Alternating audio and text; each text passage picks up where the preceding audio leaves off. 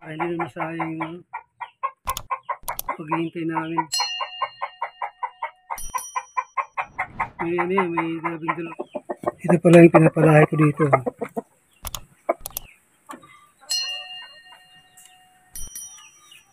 Ito.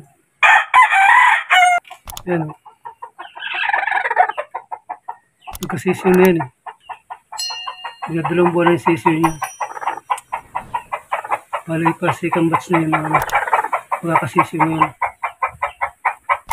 Sana magka-roon siya ng lahi para hindi na masayang yung paghihintay namin.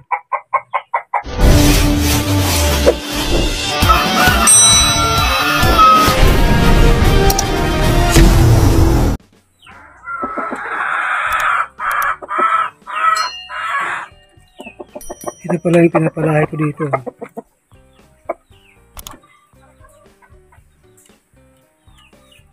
Ito.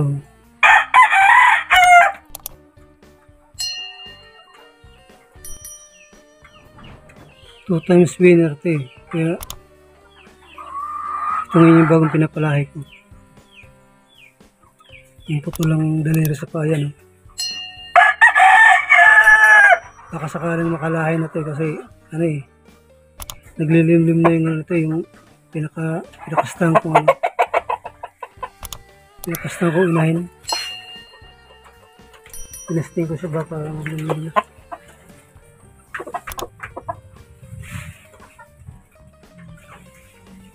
Siya.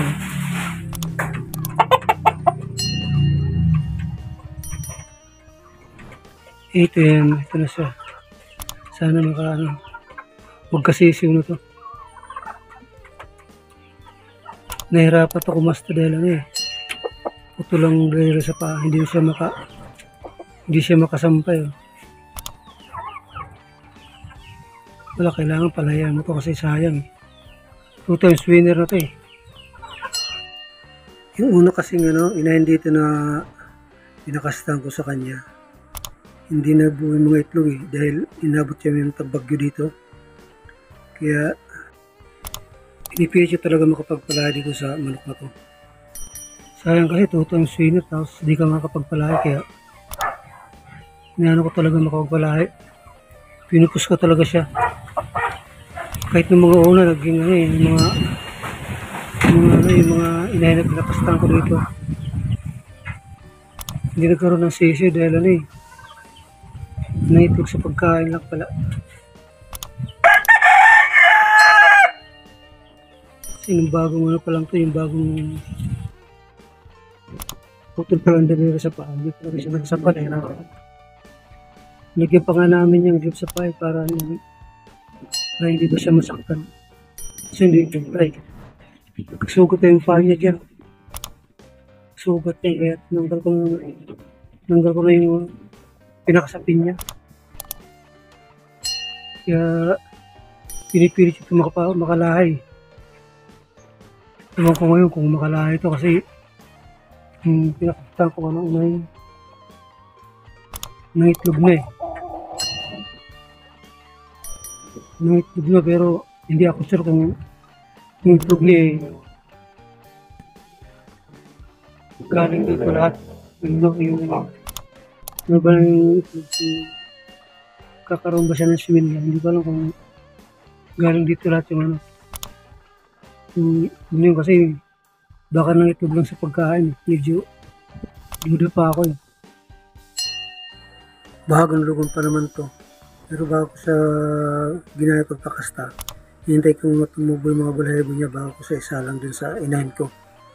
Nakikita ko kung paano to kumasal. Minsan binabantayan ko to dahil kasama niya yung babae dun sa loob na kulungan. Dito ngayon yan, yung inahin na pangalawa na siyang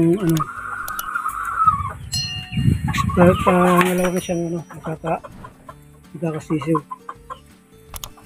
Kasi dito yung sa dun sa tandang na yun, palang first time niya. First time yung magkakasisiw dito. Okay. Yan. Yan. Nagkasisyo na yan eh. Dalawang buwan na yung sisyo niya. Malay pa si batch na yun na magkakasisyo na yun. Sana magka-tuon siya ng lahi para hindi na masayang yung paghihintay namin. May ano yan, may 12 itlog dyan. May 12 itlog siya eh.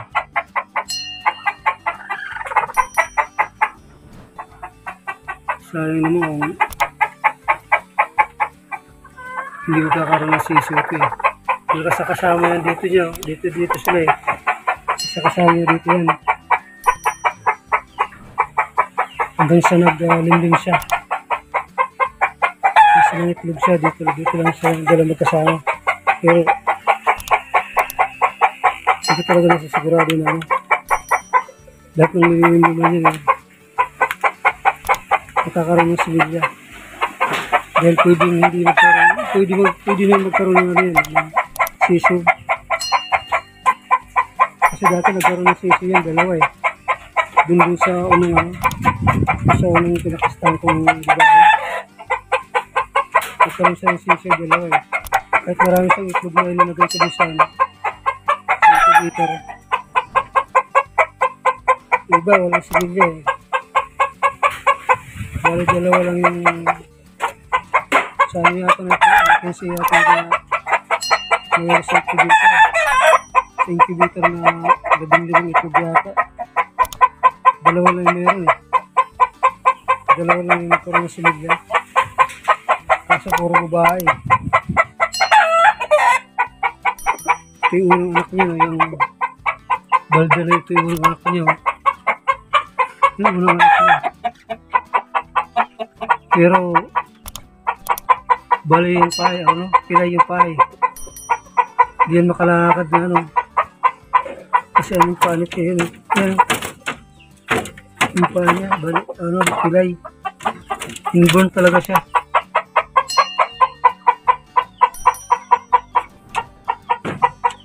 Talagang ganyan na, hindi ko sabi nga pag gano'n raw, pag nagkakaroon doon ng problema, pag mga inbred na pinapalahi, ito hindi naman inbred yan eh. Dahil ibang nanay. Yung tatay niya ito. Yung tatay niyan. Pero nagkaroon siya na sisyo na yan eh. Yan, yung paa niya.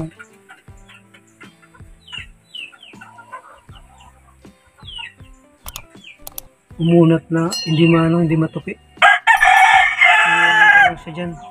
Ngayon ko lang siya dyan lumaki. Performance na ito eh. Niyaan ko na lang siya dyan. Bahala siya pag anong mangyayari sa kanya paglaki niya. Paglaki niya eh. Dito yung kapatid niya na yun. Kapatid niya yan eh. Yung kapatid niya. Putol yung paa na yun at dalawang dahil sa paa. Yan ang anak niya. Kapatid niya yung hindi may ungat ang paa. Kapatid niya yung hindi may ungat ang paa dito sa hindi makalakad. Isang paa lang nagagawa dyan, isa hindi. Mahirap din talaga ng masisyo na to. Mahirap din. Nawa nga ako rito dahil kanya may tayo isang paa niya.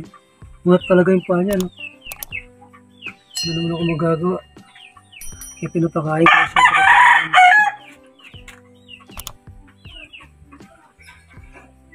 Nakakaawa naman. Malakas naman eh. Nakakaawa nga lang tingnan dahil hindi talaga makalakad. Isang pa lang nagagamit niya. Hila-hila niya isa. Hila-hila niya isang pa niya. Isa nakakalakad naman. Sabi